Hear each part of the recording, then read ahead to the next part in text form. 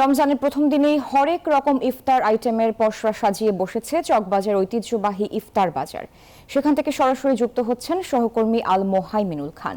মোহাইমিন, রোজার প্রথম দিনে চকবাজার ইফতার আয়োজন কেমন দেখছেন? কোন কোন আইটেম বেশি বিক্রি হচ্ছে, জানাবেন বিস্তারিত।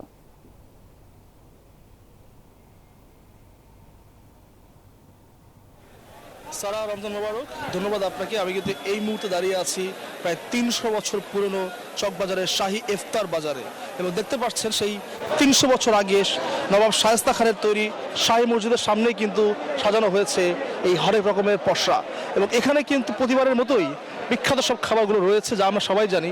বড় বাপের পোলায় খায়, ঠোঙায় ভরে লয়ে যায়। এছাড়া কাবাব, শিক কাবাব, সুতি কাবাব থেকে শুরু করে দই বড়া সব কিছু নিয়ে কিন্তু অলরেডি বসেছে। এবং আমরা দেখেছি যে দুপুর 2টা থেকে কিন্তু মানুষ এখানে আসতে শুরু করেছে, এবং ঠিক 3টা নাগাদ কিন্তু এখানে ভিড় জমে গিয়েছে।